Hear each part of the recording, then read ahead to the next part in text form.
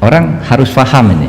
Assalamualaikum warahmatullahi wabarakatuh. Warganet yang berbahagia, kita bersyukur hidup di Indonesia sebagai negara yang merdeka, sebagai tanah air kita.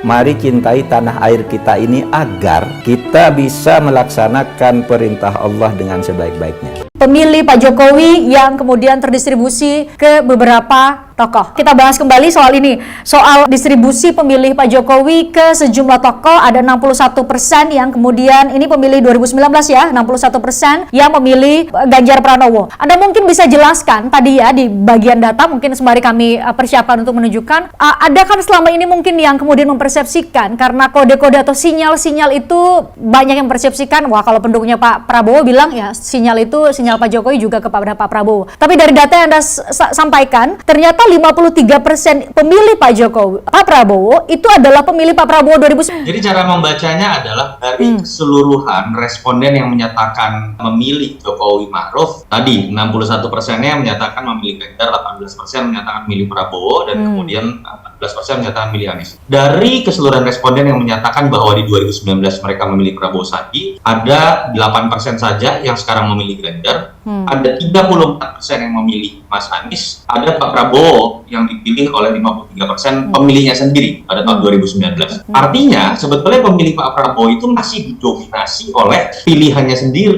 yang memilih dirinya pada saat 2019. Artinya apa sih? Jadi menarik ketika kita tarik ke dalam positioning politik. Pemilih Pak Prabowo dulu itu kan suka atau tidak dikonotasikan sebagai barisan anti Jokowi. Tidak puas dengan kinerja Jokowi 2014-2019. Ketika Pak Jokowi, Pak Prabowo kemudian masuk dalam barisan Jokowi, betul ada 34% yang kabur kemudian ke Mas Anies. Hipotesa kita, spekulasi kita mungkin kekecewaan terhadap Pak Prabowo yang dianggap kurang gitu ya.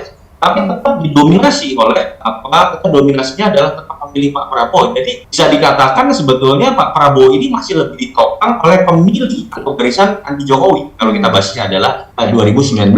Itu yang menurut saya jadi menarik. Artinya perdebatan mengenai apa yang terjadi di Musra di level pemilih itu tidak terjadi dalam skala berimbang. Kenapa? Jadi menarik gitu. Kita jangan menganggap pemilih, termasuk dalam konteks ini pemilih Jokowi, itu pemilih yang bebek, sekedar walaupun dia puas dengan pilihan terhadap Jokowi, apakah serta-merta mereka adalah uang kosong yang kemudian tinggal menunggu saja apa ungkapan eksplisit dari Pak Jokowi. Tadi relawan saja belum diungkapkan eksplisit sudah jelas jualan Ganjar sama jualan Pak Muldoko, sudah punya preferensi capres. Dan kita harus ingat juga, Christian, drama mengenai Pak Jokowi memberikan endorsement ini kan bukan terjadi sekarang, sudah setahun lebih. Kita ingat sekali tanggal 21 Mei di Projo itu pertama kali Pak Jokowi mulai eksplisit. Lalu ada kejadian kalau buat Ganjar 26 November di GBK. Yang rambut putih dan berkerut itu ya? Betul, ada acara di Perindo, ada acara di pertahanan misalnya, atau kemudian cara di partai misalnya mengumpulkan partai-partai besar. Itu kan kemudian waktu yang sudah terlalu lama dalam perdebatan mengenai endorsement ini, itu kan sudah membentuk penafsiran tersendiri buat para pemilih Jokowi. Dan akhirnya buat sebagian pemilih itu menjadi iman juga, tanda kutip, secara politik. Jadi agak hati-hati juga menurut saya. Ini kan pertanyaannya adalah, apakah bisa dilihat dari dua sisi. Di satu sisi apa yang kita bahas secara top down, ada sebagian pemilih dan relawan yang sedang menunggu ungkapan eksplisit dari Pak Jokowi, tapi jangan-jangan kita bisa lihat juga secara bottom up. Jokowi jangan-jangan dari apa yang dia lakukan sedang berusaha menyerap siapa yang diinginkan oleh pemilihnya dan relawannya, sehingga kemudian kalau Jokowi memang dikatakan demokratis, harusnya dia akan mengikuti bagaimana dia menyerap aspirasi yang ada secara bottom up dari pemilihnya dan relawannya. Jadi selama ini Mas Toto, saya ingin mengkonfirmasi kembali bahwa tadi terpotret melalui survei Anda 53% pemilih Pak Prabowo memang masih tetap bertahan padanya, dan 34% terbelah kepada Anies Baswedan. Jadi setelah beberapa waktu ini coba diidentikan antara Jokowi dengan Prabowo itu dalam tanda petik belum berhasil terpotret dari hasil survei Anda. Justru yang terjadi adalah dulu seperti kita obrolkan bahwa masih terjadi kanibalisme pemilih antara Prabowo dan Anies Baswedan, bukan antara Ganjar Pranowo dengan Prabowo Subianto. Demikiankah? Iya, terbaca di tren sebenarnya, Christian. Kalau digambarkan lagi di tren, saya juga memberikan gambaran tren itu di slide yang kita sertakan.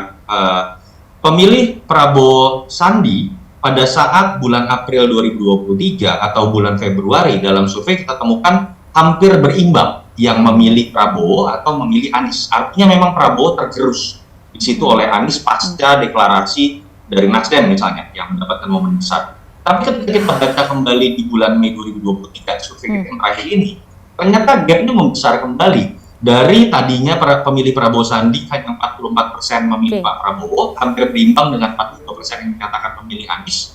Lalu kemudian naik kembali sekarang ke angka 53% yang menyatakan memilih Prabowo Anies itu hanya 34%. Artinya yang sedang terjadi adalah kanibalisme di antara mereka. Sementara ketika kemarin Ganjar mengalami penurunan, betul ada sedikit yang kemudian lari ke Pak Prabowo karena faktor isu Piala Dunia U20, tetapi lebih banyak yang itu kemudian menjadi undecided voters, bukan beralih ke Pak Prabowo. Jadi ini yang kita temukan berbeda loh di basis pemilih dengan perdebatan dari relawan yang seakan-akan sedang berbelah antara Prabowo dan Ganjar.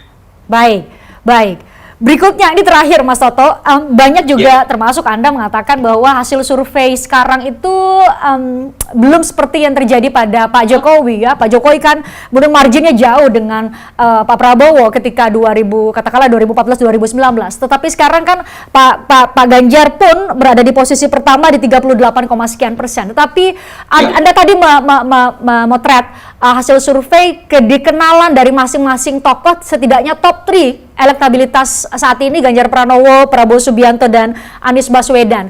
Kalau saya lihat kedikenalan dua tokoh lain yaitu Pak Prabowo dan Anies Baswedan itu sudah hampir 100%, 90%, tetapi kemudian keluar juga elektabilitasnya di bawah dari itu. Pak Ganjar Pranowo kedikenalannya justru di bawah, tetapi keterpilihannya tinggi. Ini maknanya apa, Mas Toto? Ya, teorinya kan adalah tingkat pengenalan, kesukaan, dan kemudian lebih punya peluang untuk dipilih. Nah, ini kami tampilkan ya. Jadi ketika ada tingkat pengenalan yang lebih tinggi, peluangnya untuk lebih banyak disukai juga lebih tinggi. Dan ketika tingkat kesukaannya juga tinggi, peluang yang dipilih juga lebih tinggi. Itu yang kita sebut dengan elektabilitas. Dan kalau kita lihat di sini terbaca polanya ya. Tingkat pengenalan Pak Prabowo paling mentok. Hampir semua masyarakat Indonesia tahu lah. Ini keempat kalinya beliau akan mencoba maju. Mas Anies mungkin karena expose dan lebih dulu deklarasi, expose sebagai gubernur DKI, pusat pemerintahan juga lebih besar. Mas Ganjar ada di angka paling kecil, 86,5%. Tapi kan kenapa elektabilitasnya itu lebih tinggi misalnya? Saya pikir terjelaskan ketika bicara efektivitas tingkat pengenalannya itu ditopang oleh tingkat kesukaan yang lebih tinggi. Mas Ganjar di 95%, Pak Prabowo 92%, bahkan Mas Anies itu ada di angka 86,9%. Itu yang menyebabkan setiap penambahan tingkat pengenalan dari ketiga tokoh ini, efektivitas untuk bertransformasi menjadi elektabilitas itu lebih gede Mas Ganjar. Dan yang harus diingat adalah biasanya nanti ketika sudah diumumkan resmi oleh KPU, tingkat pengenalan cenderung akan sama. Itulah yang Oktober 2023 nanti ya Mas Toto ya? Betul. Itu yang menyebabkan kenapa kita bisa menyebutkan peluang dari Ganjar Pranowo untuk memiliki ruang gerak menaikkan elektabilitasnya masih lebih besar dibandingkan dengan dua nama lain. Walaupun kita harus disclaimer, ada faktor wakil yang juga akan mempengaruhi. Semoga Allah senantiasa menuntun kita di jalan yang diridhoinya. Aku qouli hadza, astaghfirullah li wa lakum. Wassalamualaikum warahmatullahi wabarakatuh. Terima kasih.